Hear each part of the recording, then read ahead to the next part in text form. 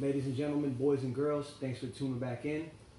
I'm back with the newest shoe review, which is not necessarily a new shoe review, the Nike Hyperdunk LUX. It's a throwback Nike shoe. I had to go back to pick up a shoe that I would consider utilizing for basketball. Thing is, Nike's line this year and at the end of 2016 has been pretty limited. I put up a list here with the PG Paul George, which hasn't been released just yet. Nike Zoom KD9, which I was interested in, but is a low top, so I'm a little skeptical. I prefer high tops, as you can see here. And then, of course, our Kyrie 3, the Samurai colorway, since I'm from Chicago, and I had to have the Bulls colors, and that would coordinate with majority of my attire that I wear on the basketball court. The Kobe AD, you gotta be kidding me! Come on, Kobe's. These guys got to give Kobe a much better, something similar to the Elite, but the Elite 9, where you got the high top and the low top variable. The LeBron Soldier, which, I'm not, everybody, there's so many people with those shoes, there was no way that I'm going to get a shoe in a colorway that somebody doesn't already have. The Kobe 11 Elite, which I was waiting for the high top, as I mentioned, because as you guys know, back in my previous reviews, I've done the Kobe 9 and the Kobe 10 Elites. Those are some of my favorite basketball shoes. The Jordan 31, which I've already owned, the very first colorway that released, the Olympic colorway.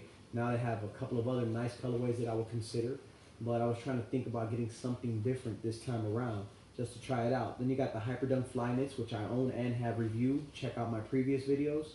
And then from there we started going into team shoes like your Zoom Live, your Zoom Rev, and of course your various Jordan Retros are within consideration, but I was trying to get shoes that were a little bit more updated as far as overall tech goes.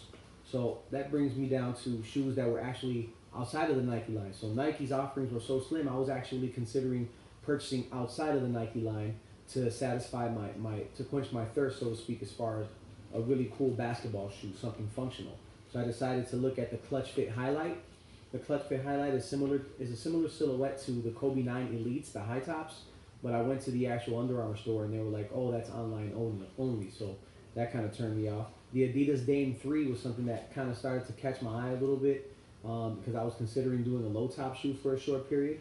And then, of course, our Reebok The Question, going back and trying a throwback shoe that I had never had the opportunity to hoop in before, but had the access of getting, this day and age. And then, of course, within consideration that Kobe 3, naturally you would do the Kobe 3 simply because, I apologize, the Curry 3.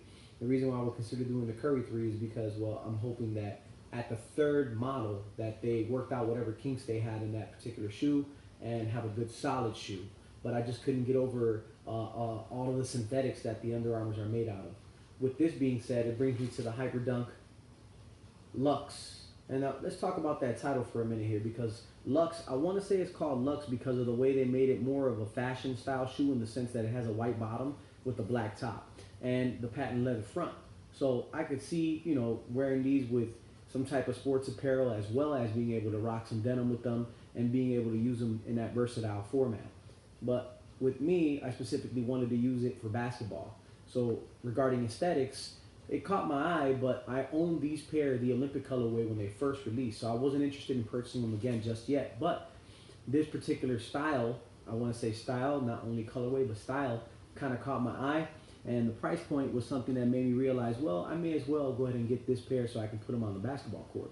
Because I wasn't using them for style per se, I was using them for performance. So considering they're a team basketball shoe in the Nike Hyperdunk line, you would hope that it's a prototypical basketball shoe, and a prototypical in the sense of good quality that Nike does provide. With traction, I have to say, first and foremost, as far as the overall material goes, the traction right now, even on my fingers, does not slide. It's a very good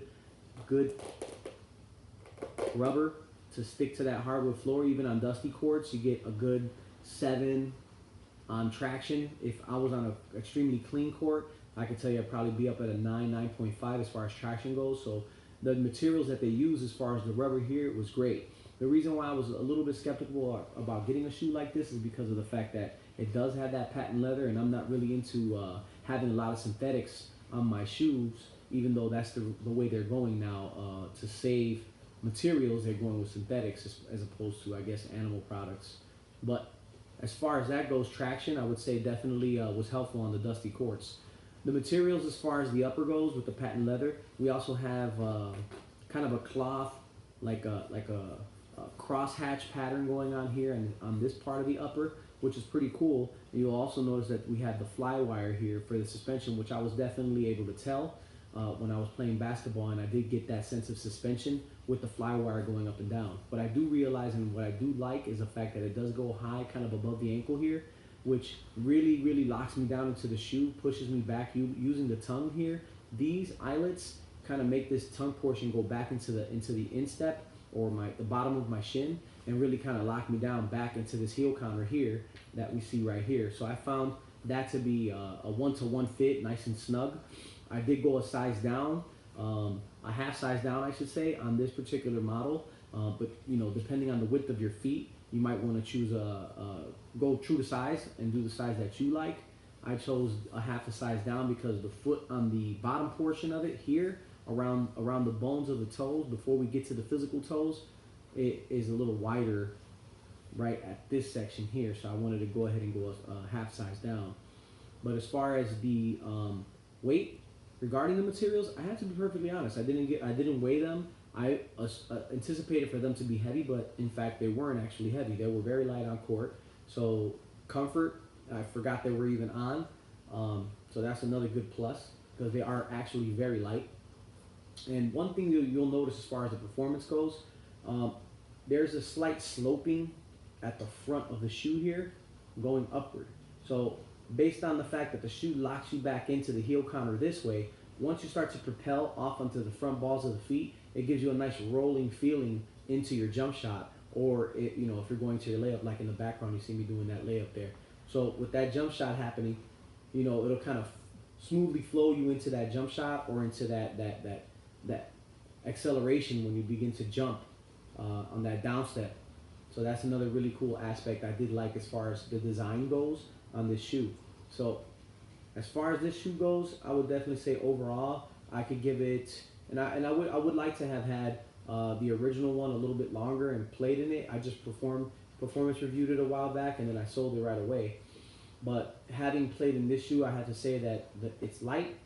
It's definitely got good traction. It's definitely got great lockdown. So all of those overall points want to make me give it, you know, an 8 or a 9 because of the aesthetic factor. But as far as performance goes, I'm gonna go with 8, only because on that dusty court I did get some slippage, but it wasn't a significant amount of slippage to where I really couldn't control what I was doing on the court. So I did like what was going on with this model. So I would definitely suggest anybody who's interested in getting the Hyperdunk line, this particular model. It doesn't have to be the Lux version, but this model of the Hyperdunk, I would say go for it. You know, wherever you can find it, pick it up, especially if you love playing basketball. I don't know how long this traction will last you, but it'll probably last you a while, a couple of months before you burn through them, depending upon how many miles you put on your shoes. So Hyperdunks, I'm definitely going to go ahead and give that one an 8.